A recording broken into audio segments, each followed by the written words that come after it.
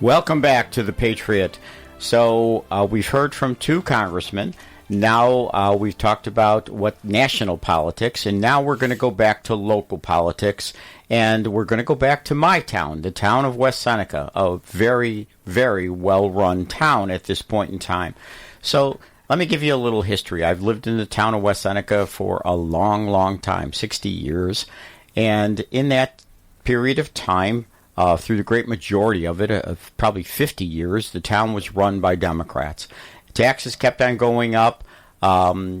Fees went up. There were a lot of different expenses. It's a great town. It has a lot of access. But we had a tax problem. And then came along Gary Dixon. So Gary Dixon, roughly 6 years ago, got elected as the town supervisor. So let me tell you a little bit about Gary. I've gotten to know Gary very well over these 6 years. He's a believer in everything that I believe in. He's a hard worker. He started off working in high school at McDonald's, like a lot of young people do. But he did his service to our country. He was in the U.S. Army. He's a veteran of a number of years of the U.S. Army.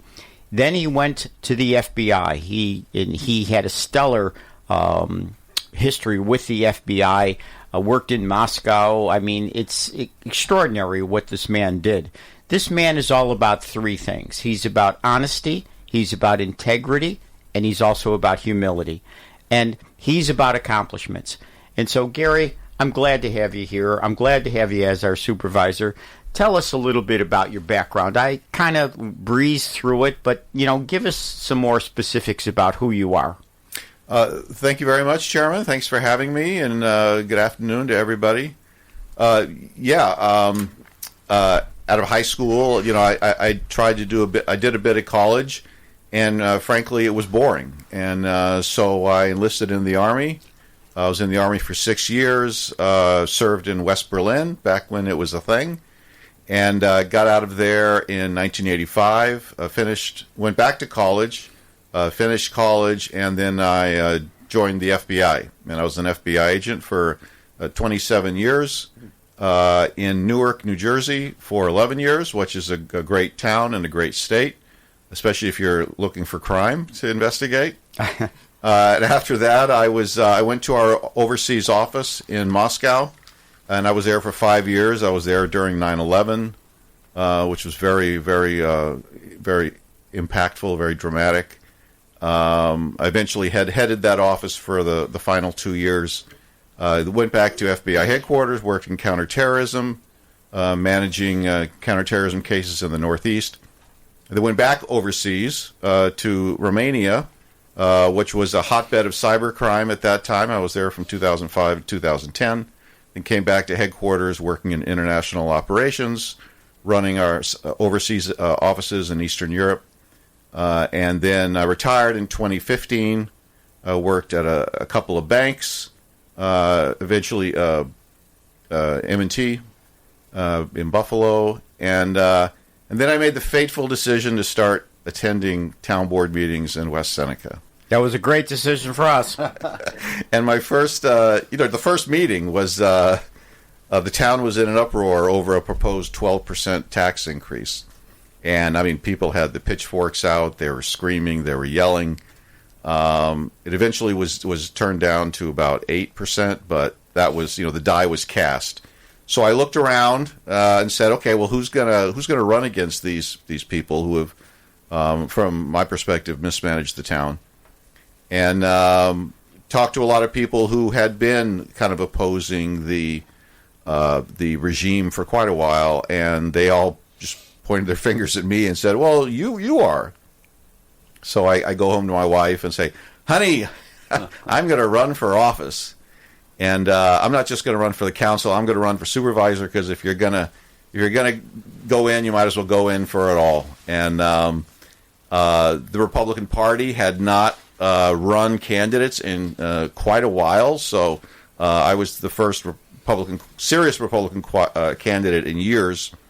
And we were lucky. We had a great team. We had a great message, which was, provide the best services at the lowest possible cost and bring transparency back to the town.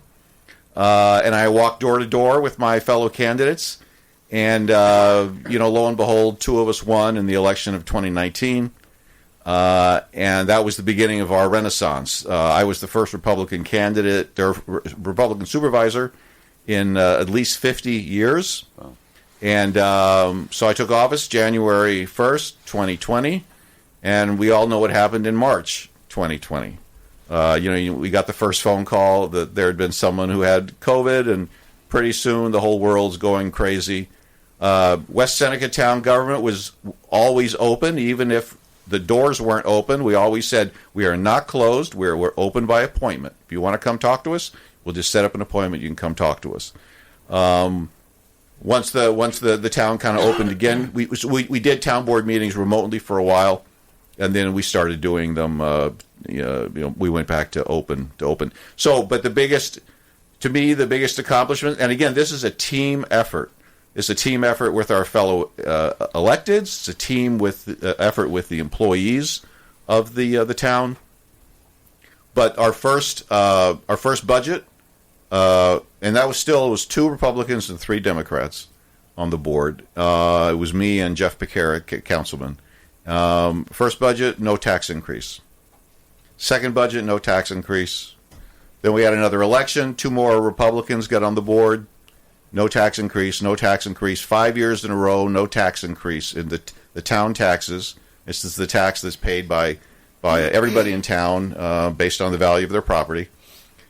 So your town taxes for a house in West Seneca, if you didn't have any change in your assessed value, in other words, if you hadn't built an addition or something like that, your town taxes that you're paying in 2025 were the exact same, actually a couple of dollars less than you were paying in 2020. So that is so amazing. I mean, I lived in this town. I've paid an awful lot of property taxes. And I used to look at that chart on the Erie County that had the assessed valuations or had the taxes comparing the towns. And West Seneca was like the third highest or something like that. It was incredible how high we were. And it was raised every year under the Democrats when they were in power. And you came in 5 years in a row, no tax increase. That is I wish we could do that in Amherst, Ralph. I get it. We need to take Gary's formula, and we will when Dan Gagliardo becomes the next supervisor. Amherst went up, Gary, 11.4% 2 years ago. Sure. Yeah, in 1 year.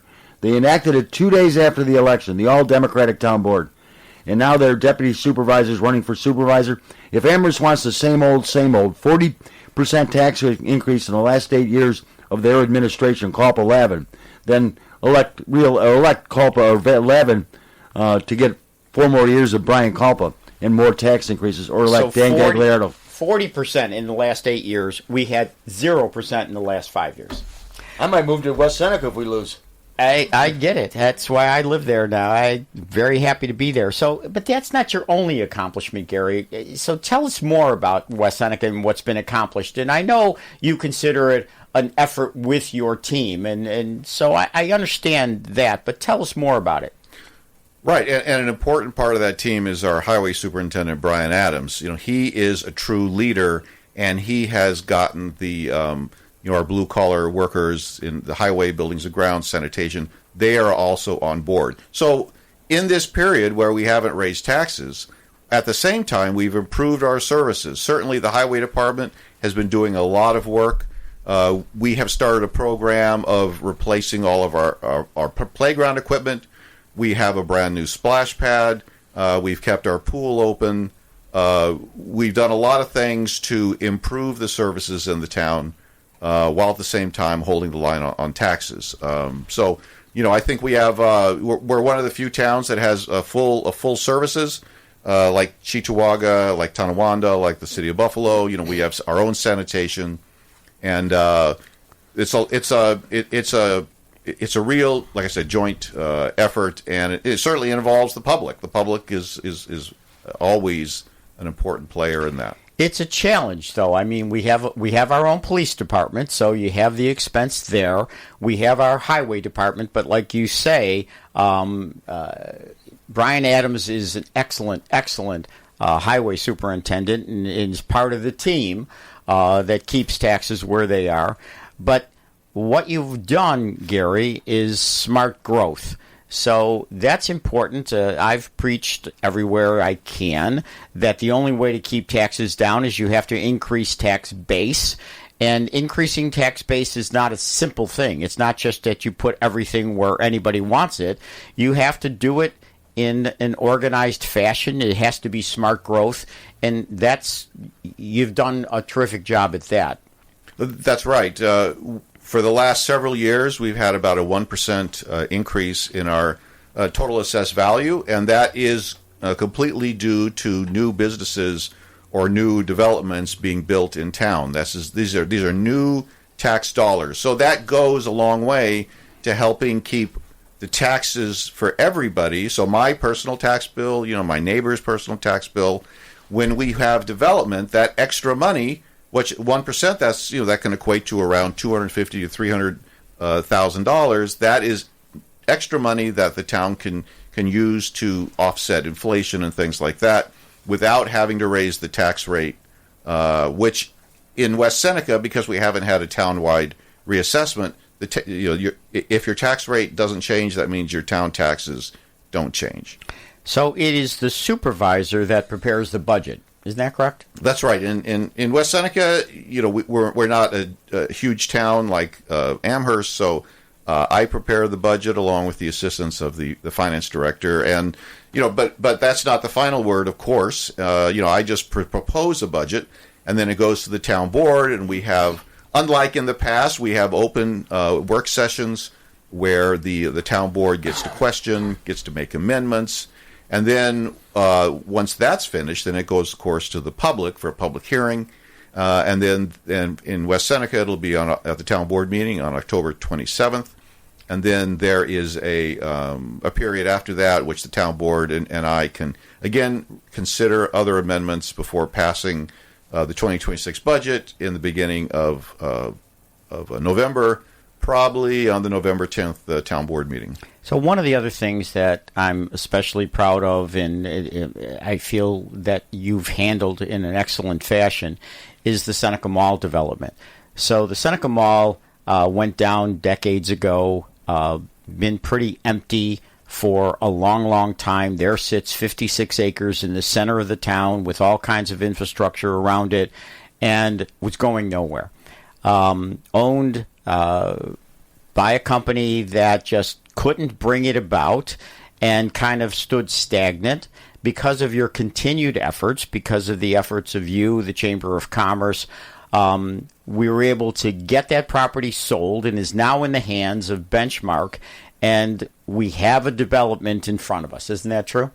That's exactly true, and that's in this country we have private property rights. So as much as we might want to place some particular structure at a parcel, it's private property, and we really depend a lot on the property owner to come up with something that they think can be profitable for them, when we're talking about commercial or retail, and make it attractive. So I view government as setting the stage, making with a reliable and an understandable tax scheme, tax rates, as well as good infrastructure that builds kind of the basis for private owners to develop their own property. And yes, in the Seneca Mall, we've been working on that for a long time. It finally just became necessary to encourage him to sell it. He did see that was advantageous. He sold it to Benchmark, and now Benchmark has an active plan to redevelop it. Of course, these things never go as fast as we would like, but the town is not investing anything in this property. That's first of all, that's an amazing feat right there, because the prior owner wanted $100 million from the town. We'll be back in a second. We're going to take a short break. Okay, welcome back. We're talking with Gary Dixon, my favorite supervisor, in fact, my supervisor, talking about the town of West Seneca. And we're talking about what happens between when the town is a Democratic town under Democratic rule, and what happens when the town switches to become under Republican rule. So the town of West Seneca is every single elected official in the town of West Seneca now has the conservative Republican endorsement. It's an amazing feat given that 50 years it was the Democratic run town. And we've talked about how well that town is run under the supervisorship of Gary Dixon. And we talked now a little bit about the Seneca Mall and how that's going to develop. And prior owner wanted $100 million from the town and then $50 million from the town. But based on the encouragement from town government, from the Chamber of Commerce, that property's been sold. It's now in the hands of Benchmark, who has the capability and has great plans for that town and is not looking for a cent from the town itself, is going to develop that town, and the tax base that they will bring to the town will be amazing. Right, Gary? Yes, we're expecting literally hundreds of thousands of dollars for the town, and then the school will have probably double that. So this is going to have quite an effect, quite positive effect on the town. Now, you've run that town now with 4 councilmen who also have that conservative Republican endorsement. Bob Bridenstine is one of those councilmen. So you brought Bob Bridenstine and Mary Sherman here today. Tell me a little bit about Bob working with you, and introduce Bob and Mary. Well, Bob brings a wealth of experience in education. He was an educator in West Seneca, and he was in charge of the Salamanca School District for many years. And, I think it's probably one of the prime examples in the state of a well-managed school district. So we are very, very happy to have him on board. And then Mary Sherman has a lot of experience in banking, was a small business owner, and she, again, it's someone, who is common sense, common sense people who are willing to talk to the public and who are not going to go crazy as far as spending plans. So, Bob, let me give you a little bit. So I understand that you also are a 60-year resident of the town of West Seneca, that you're retired New York State education. Again, as he said, you were the superintendent of the Salamanca City School District, which means you ran a budget, and you had to take care of a budget. Isn't that correct? That's correct, and thanks for having me here on Patriot Radio. I appreciate that. And in my career, which dates back to one of the great conservatives, President Reagan, when I started in public education, and in New York, it's a business that's dominated by Democratic control, and the policies and procedures that we've had to live with in my 40 years of public education, and knowing what Gary could do and was doing in the town, was something that encouraged me to reach out and run. And in my career as a superintendent, and now as a town council person, I've managed in some way, shape, or form nearly $1 billion of public taxpayer money. That's when you came to interview with us, 4 years ago, I was extremely impressed with that background, because you did run a budget and you were in charge and you had to answer to the public, right? Absolutely. And I think what makes the town of West Seneca so effective in being fiscally responsible is clearly Supervisor Dixon has incredible skills of budgeting and looking at the financial forecasting, and what the other council members, myself, Scott Robertson, Jeff Pekarik, and Mary Sherman, who's running unopposed for election this November, what we bring is the ability to tie in the community to make those fiscal decisions overlap with the relational decisions, so we can give the town what it wants and what it needs to continue to be vibrant and grow without going back into the pockets of residents on fixed incomes, small families just starting out. It's a great dynamic relationship that supports strong fiscal management. So I'm so impressed about your past, but I want to go step by step a little bit through your past. So I understand you were an elementary school principal, right? Yes, I was principal at Northwood Elementary School in the West Seneca School District in the early 2000s. And then you continued in the West Seneca School District, and then you were assistant superintendent in Tonawanda City Schools. Yes, after 6 years of being the director of special education in West Seneca after Northwood Elementary, I served 6 years as the director of special education. And when we came into that system, there was a tremendous level of dysfunctionality. Dozens of lawsuits, civil rights complaints for violating students' rights, and we cleaned all of that up in that period of time. And I had an opportunity to make a transition to Tonawanda, spent a little bit of time there, and then was called to service down in Cattaraugus County to lead that school system, which I led for 11 years. So people saw your leadership skills. That's what's when I looked at you back 4 years ago, people saw your leadership skills, believed in your leadership skills, and then you proved to them that they were right, that you did have those skills and you were able to accomplish it. And now, for the last 4 years, you've been part of the success of West Seneca, and that's just so important to continue. So what are your plans for West Seneca? I mean, tell us what you'd like to see happen. Well, I think that the first and foremost is to be fiscally responsible, and I think Supervisor Dixon has done a tremendous job, but I want to go a step further, that we have not only the Seneca Mall development coming in with Benchmark, spending hundreds of millions of dollars to improve that property and our fiscal standing in the town, but we also have other elements like Rosina with a multi-million-dollar expansion, Upstate Farms and Upstate Cooperative coming in with a significant financial investment in the town, not just investing in the town, but also creating jobs in the town. Previous to Supervisor Dixon and myself, and there are other colleagues that are conservative and Republican endorsed candidates on the board, people were driving around West Seneca. Now they're banging on our door saying, we want to come here.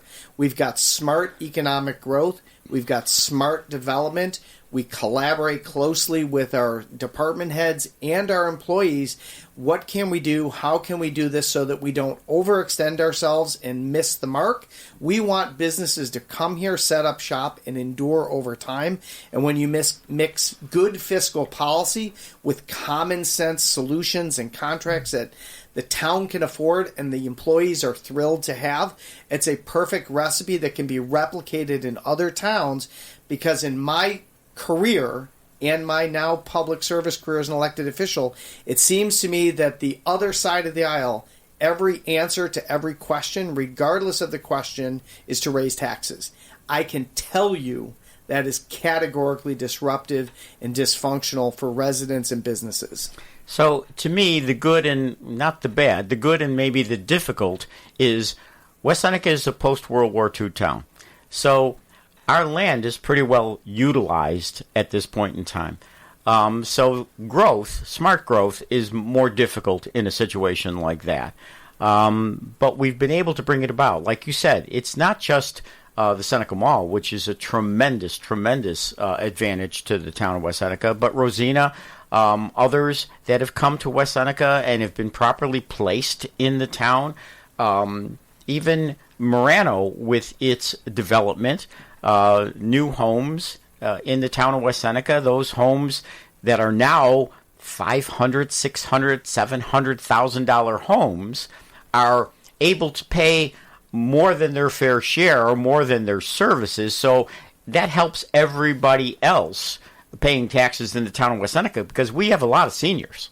We do. And, if you look at our demographics in town, 78% of our residents don't have school-age children. So that means they're 50, 55, 60 years plus.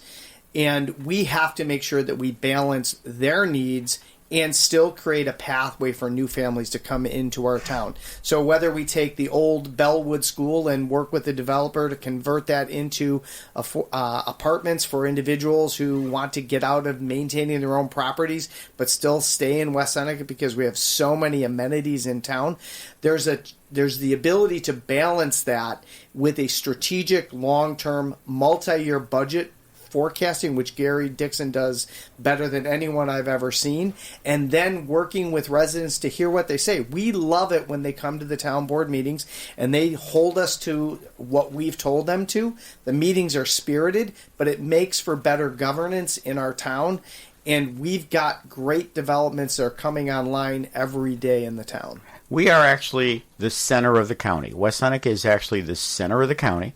I was a part of bringing the SPCA to West Seneca. I did the zoning for them, and I represented them at the time, and I'm very proud to see the SPCA is here in the town of West Seneca, so people have that amenity for them.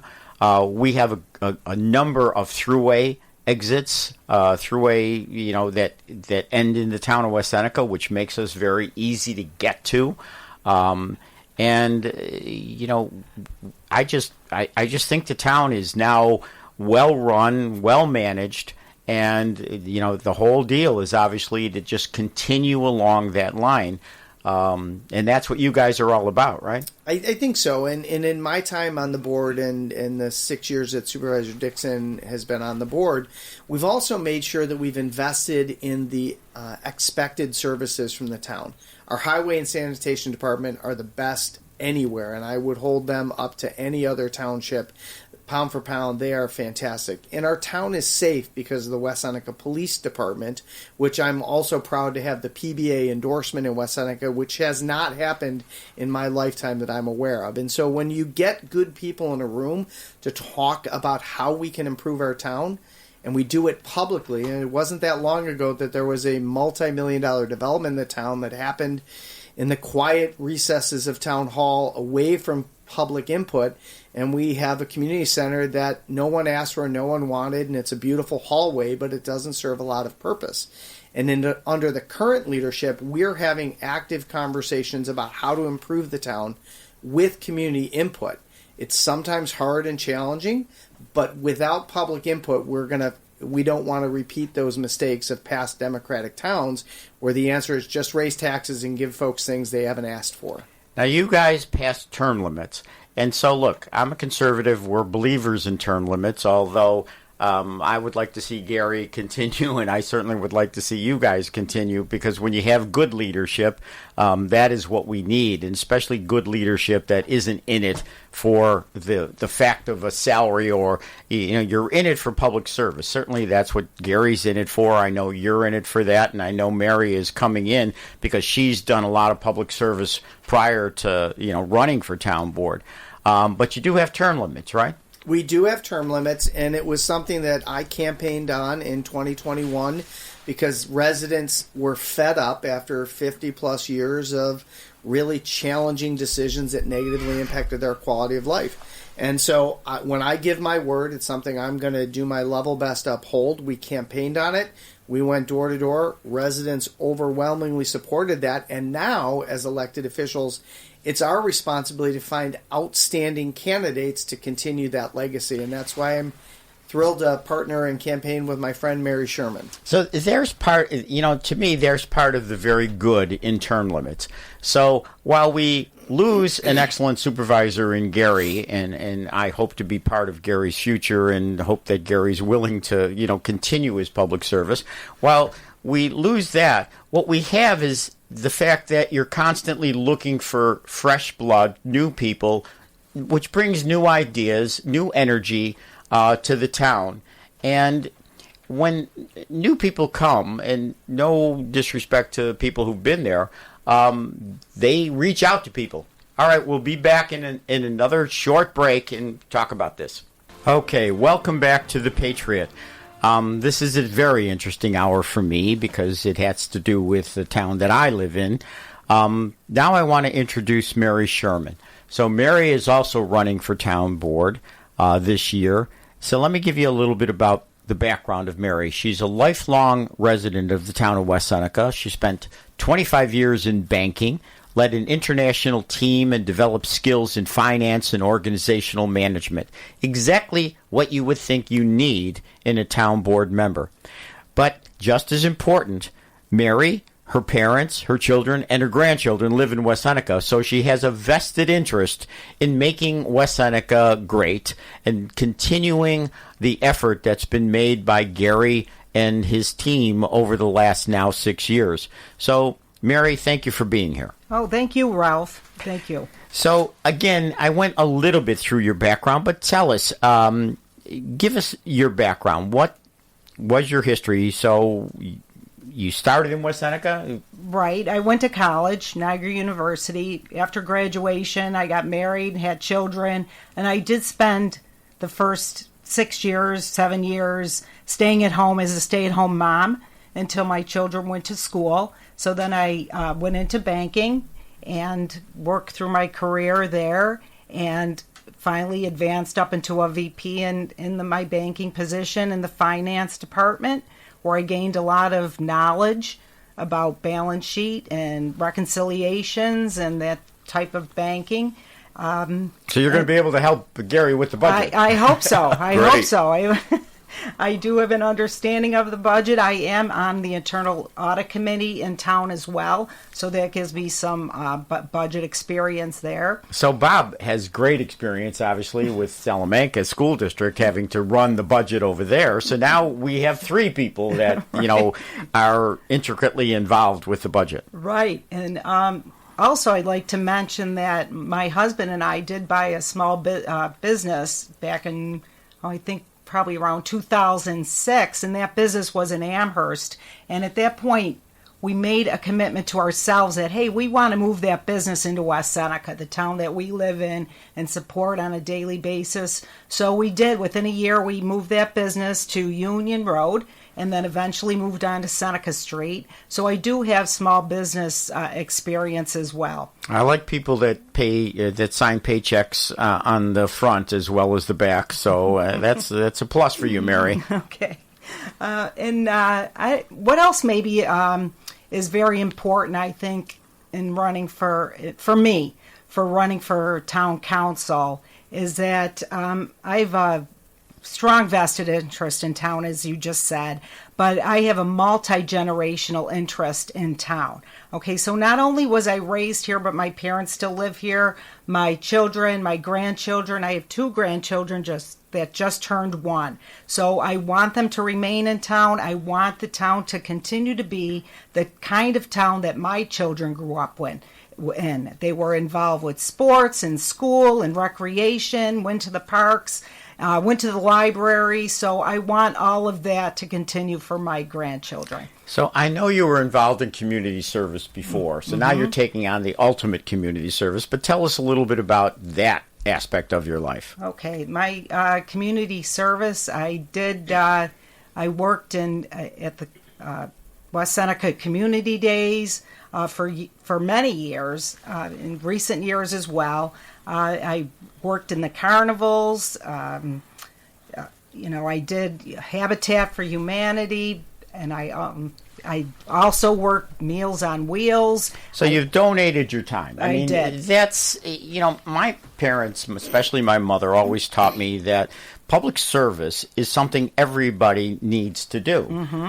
You need to give back. This country is good to us, and so everybody has the obligation, in my opinion, to do some type of community service, and you certainly have done it. Right.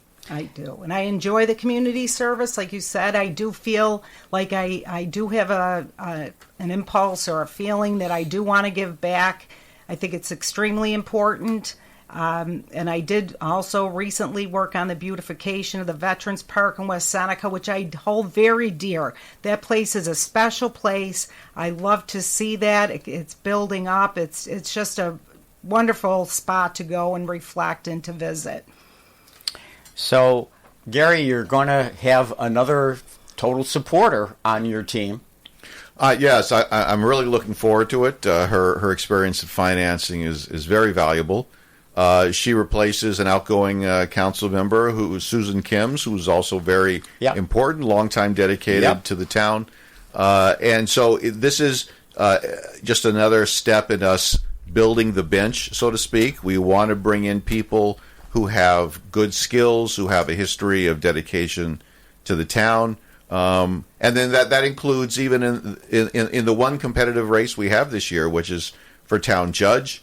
We have a young woman who we picked out who is currently sitting on the bench, adjudicating cases, and she's 30 years old, and I think she's fantastic. This is the kind of person that, those of people who are of our age really need to encourage, to nurture, and to give positions of responsibility as they are capable of doing. And Chelsea's wonderful at it. And so, I think with the judge, there is some criticism from the other side that the judge doesn't have 20 years of experience. And that's not what we're looking for in the experience. We're looking for good judgment, good instincts. And we had a case just last week with a violent criminal was brought before the court.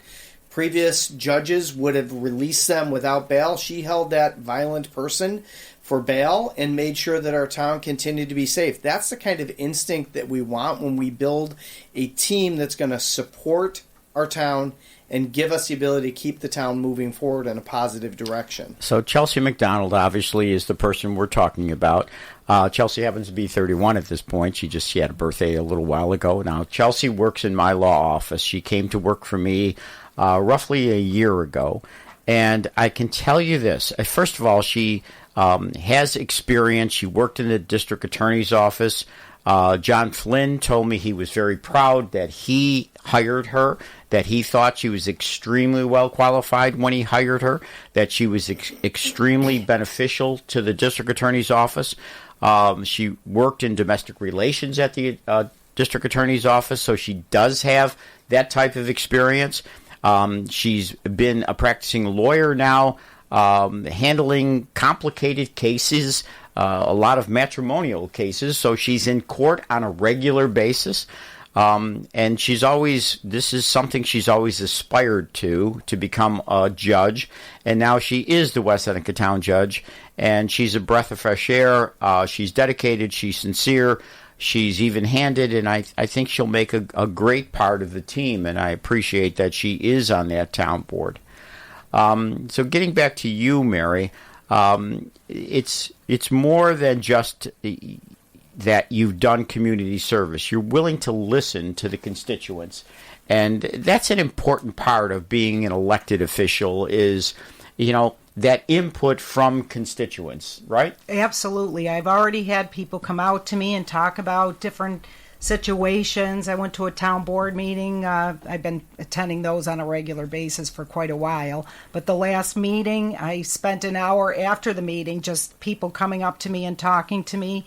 And I like listening to them, and I'm happy that they trusted me already to come to me. And like I said, I bring a different perspective, although I know I can work with Bob and Gary and the rest of the board. So look, I want to say some positive things about Sue Kim. So Sue served for 4 years. And Sue, did an excellent job. She really listened to people, and she bled for people. Mm-hmm. Unfortunately, her husband passed away recently. She had to go through some difficulties before he passed away. He had some medical problems. Sue, though, walked the town. She was willing to go talk to people. She was willing to champion their cause. She was excellent, did an excellent job, and, I think very highly of her. I think in the same vein, you'll be that kind of person that's willing to listen to people, willing to hear what they have to say, willing to talk to them in terms of what's best for the town. To me, it can't be a neighbor-by-neighbor issue. It has to be what is good for the town as a whole. And I know that's sometimes difficult as a council person because there are always little disputes among neighbors and neighborhoods, but you have to take the perspective of, what's better for the town, and that should be what's better for the neighborhood also. Right, and I thank you for bringing up Susan because she has been there for me. She's offered to help me, to walk with me, any questions I have, and I do take her initiative to. I see how she talks to people. I see how they respond and go out to her. So, thank you, Yeah, Susan. she's done an excellent job, right, Gare? She has indeed, and I expect that she'll continue to come to town board Yep, meetings, I sitting sure in she the will. audience. I'm sure she will. So look, the town of West Seneca. When I look at these towns and compare what I saw for 50 years and what I see in the last 6, and what I see based on other Democratic towns like the town of Amherst, that Bob Davis told us raised taxes 40% in 8 years, raised taxes 11.4%.